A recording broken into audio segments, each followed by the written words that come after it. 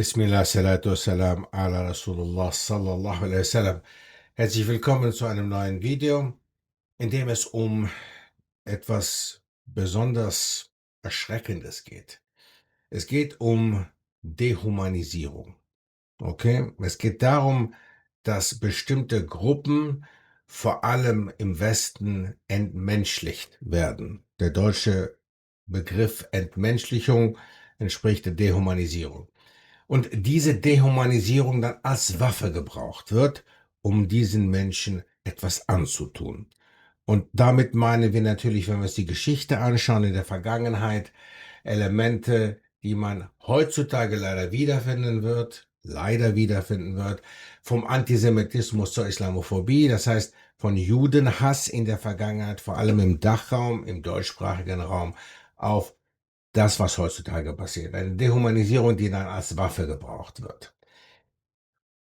Was ist Dehumanisierung? Was heißt Entmenschlichung erst einmal? Die Verleugnung des vollen Menschseins in anderen Menschen. Jede Handlung oder jeder Gedanke, der eine Person als weniger als menschlich betrachtet.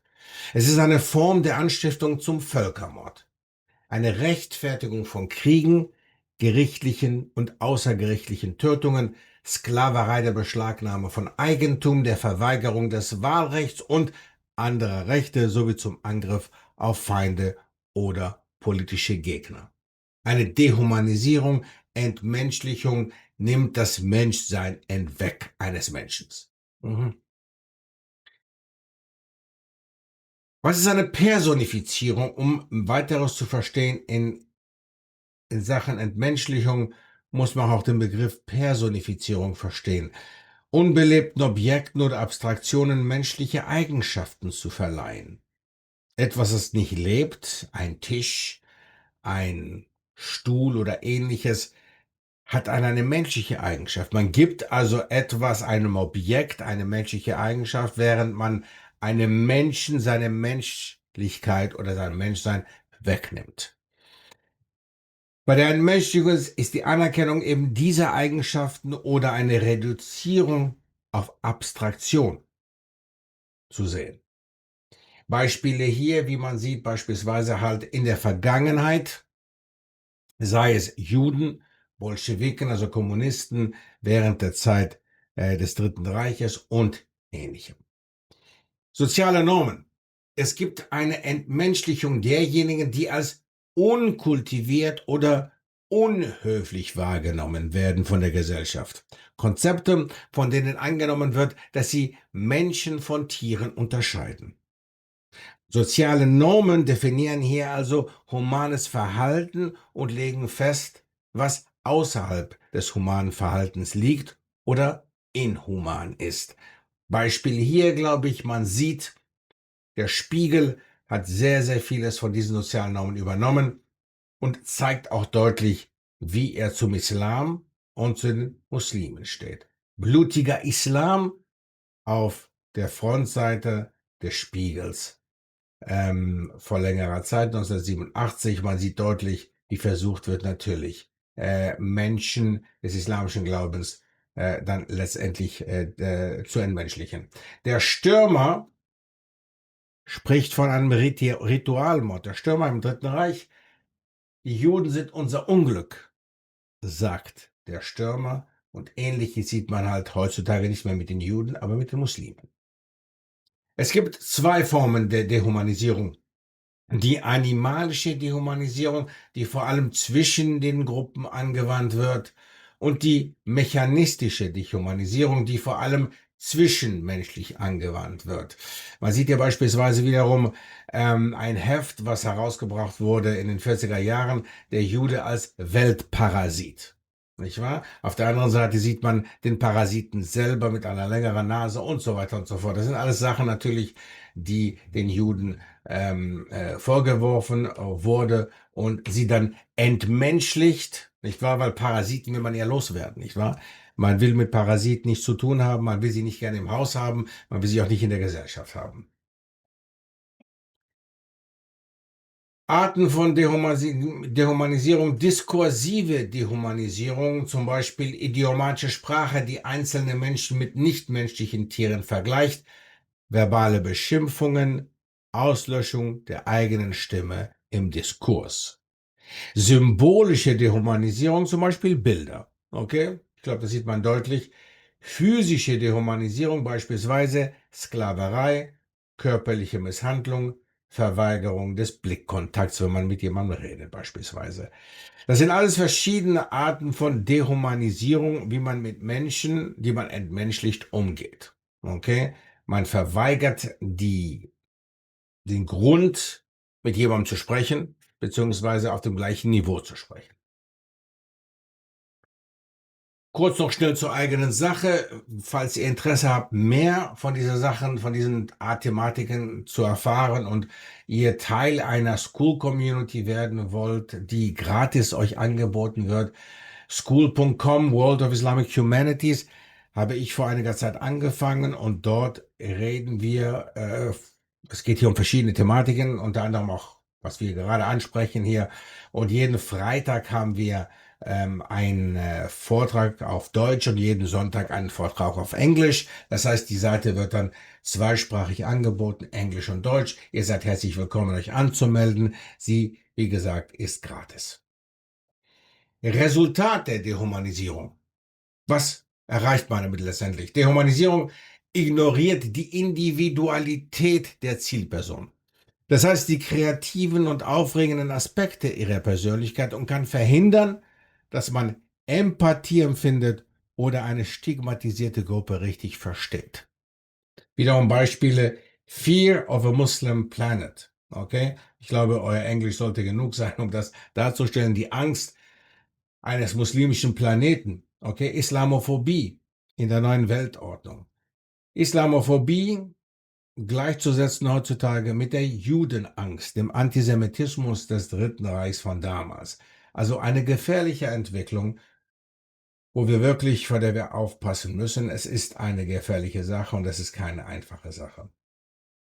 Durch eine soziale Institution, so wie der Staat, der Schule oder Familie, auf zwischenmenschlicher Ebene oder sogar in der eigenen Person erfolgen Islamophobie und ähnliches. Die staatlich organisierte Dehumanisierung richtet sich in der Vergangenheit gegen vermeintliche politische, rassistische oder rassische, ethnische, nationale oder religiöse Minderheitengruppen. Sie wird durch Status, Macht und soziale Bindungen begünstigt und führt zu Verhaltensweisen wie Ausgrenzung, Gewalt und Unterstützung von Gewalt gegen andere.